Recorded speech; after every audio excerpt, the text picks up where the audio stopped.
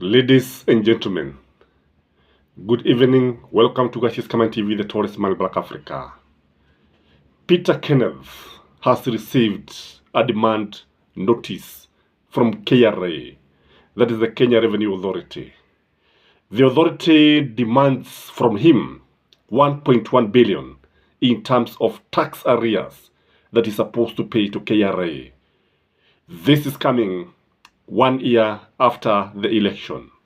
Remember, Peter Keneth is one person who normally hibernates after the elections, and he only surfaced 1 year to the elections. Remember, he also contested for the presidency na hakuweza kufaulu.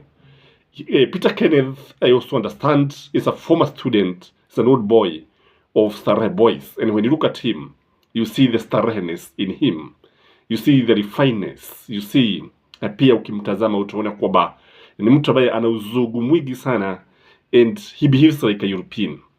Kusema ukweli, na ndio sababu labda watu wakamuita Mudhogo wa Murang'a, maybe because of the way he behaves and maybe because of the color of his skin. Again, he belongs to a boys club that is very rich, and this one includes akina.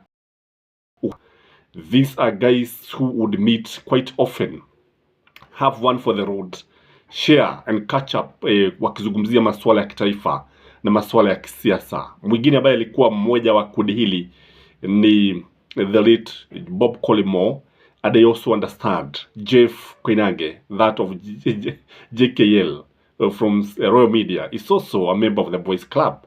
So he comes from a very rich club. Again, there are some people who opine that he was the best bet to deputize Raila Amolo Odinga for the presidency. Indeed, some people who argue that Raila Amolo Odinga could have easily won the votes from Mount Kenya, especially from Murang'a, if he chose Peter Keneth as his running mate. Lakini yaliyopita si dwele, tugage yajayo.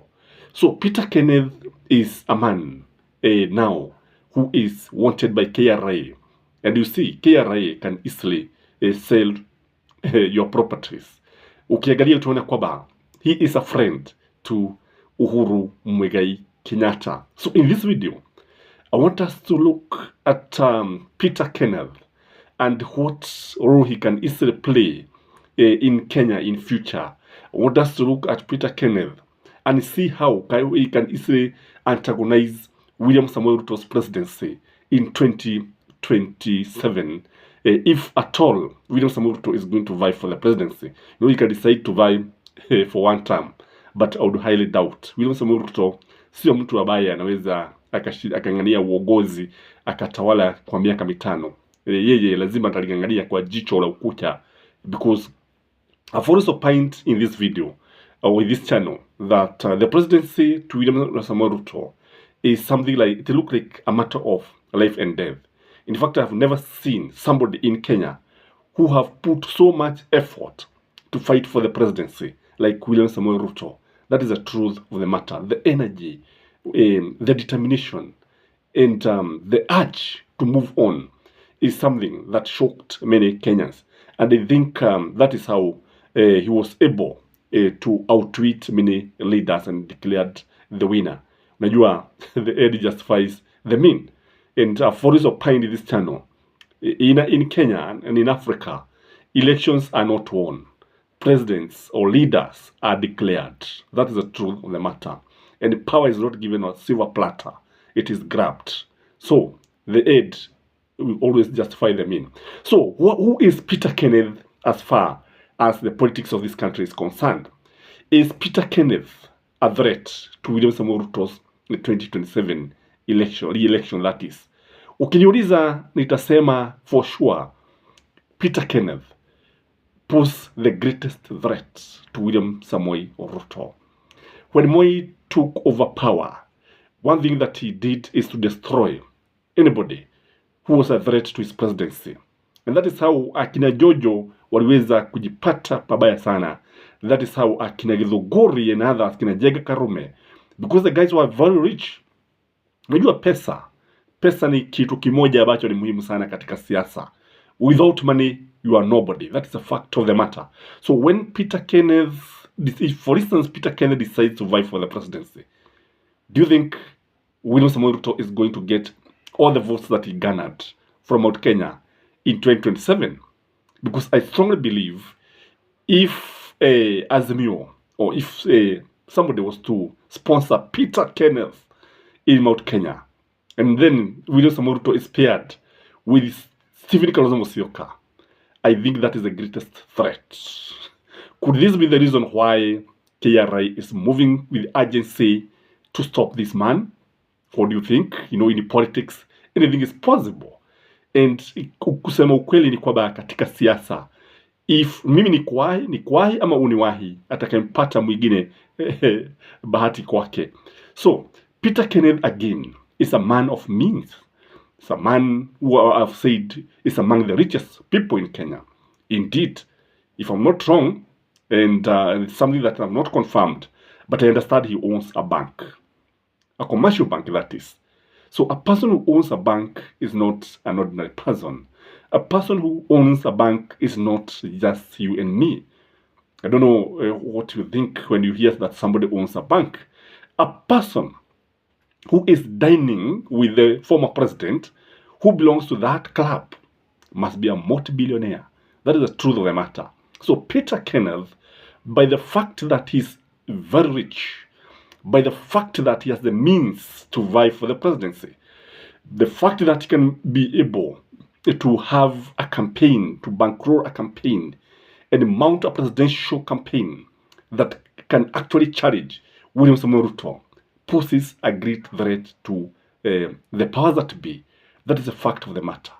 The other reason is that there is fear. There could be fear that Peter Keneth can be funded by Uhuru Muigai Kenyatta. Peter Keneth can be funded by the Mount Kenya business owners. That is the truth of the matter. The owners of capital in Mount Kenya. Kwa sababu kulingana vile ambavyo mambo yanaendelea, ukitazama vizuri sana kuna jambo moja ambalo linajitokeza. It's like Mount Kenya currently we don't have a kingpin. That is the truth of the matter. Kwamba we don't have a kingpin because wengi tulikuwa tunamchukulia Uhuru Muigai Kenyatta like he's the kingpin of the mountain. But now Uhuru Muigai Kenyatta has rested. Indeed, a friend of mine was telling me that Uhuru Muigai Kenyatta does not want to be involved in any way in politics. Indeed, he was telling me kile kitu ambacho wanataka ni kuona tu Jubilee imebaki kama chama ambacho kimejisimamia bila kuingiliwa na William Samoei Ruto.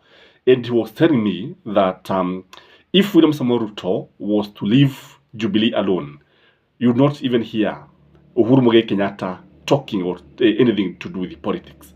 Kwa hivyo can easily bankroll Peter Keneth na pia wale watu kutoka sehemu za Mlima Kenya. They can decide to fund him.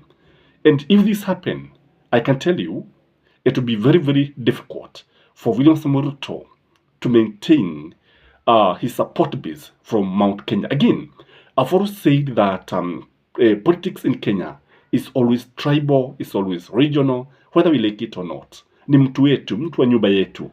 And when, for instance, a time comes, you realize that most of the leaders get their support base from their tribesmen. That is the truth of the matter. When you look at all the leading leaders in this country today, you realize that wengi wanapata ugwaji mkono wa hali ya juu sana kutoka kwa makabila yao. Huo ni ukweli wa mambo. So Peter Keneth is one person who can be a marked man if you ask me. Kwa sababu unapoangalia utapata kwamba the fact that Peter Keneth is silent, lazima awe na jambo ambalo anapaga, lazima awe na mikakati ambayo anapaga. And what I know, Peter Keneth is seen as an insider, not an outsider. Kwa sababu unapoangalia, there is one thing that I know about Kenyan politics. There are those people who pulls the levers. There are those people who controls everything. And like now, when you look at William Samoei Ruto, as Mutai Gunyu was opining the other day, is always seen as an outsider. And the insiders are people like Peter Keneth, people who feel that the one day they should actually control the power. That's the truth of the matter. That's the fact of the matter. So when I look at Peter Keneth and this issue of KRA and the political machination, there could be too much that is related. That is the fact of the matter. Kwa sababu, unajua, when you see a toad running during the daytime, for us opined, note that something or somebody is after its life. When you kweli mambo, when you hear the goat bleating, doesn't just start bleating, lazima kutakuwa na sababu ambalo linamfanya kodo anze kuroroma. Huo ni ukweli wa mambo. Peter Keneth is the man to watch, because when I look at Mount Kenya seems to have a vacuum, and this vacuum can easily be filled by none other than Peter Keneth. When you look at Peter Keneth, I've said hata jina lake linakwambia Peter Keneth.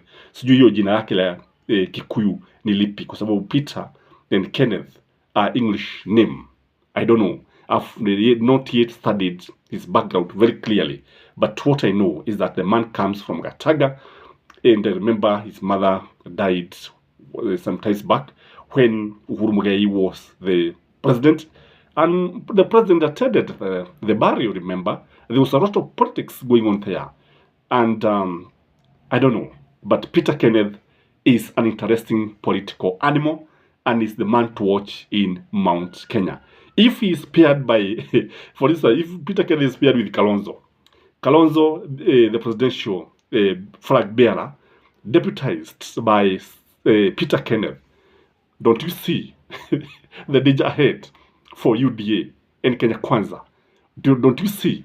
If these people are supported by Raila Amolo Odinga and Uhuru Muigai Kenyatta and Mount Kenya businessmen and others, do you think that William Samoei Ruto can win the second term? Aliye na macho habi tazama. Sio maneno yangu, ni maneno ya watu ambao wanaona bali when they are sitting on a stool. Have a blessed weekend ahead. This is Kame TV, the Trustman Black Africa. Kindly like this video in support of that team, Kalonzo, Peter Keneth. Bye-bye.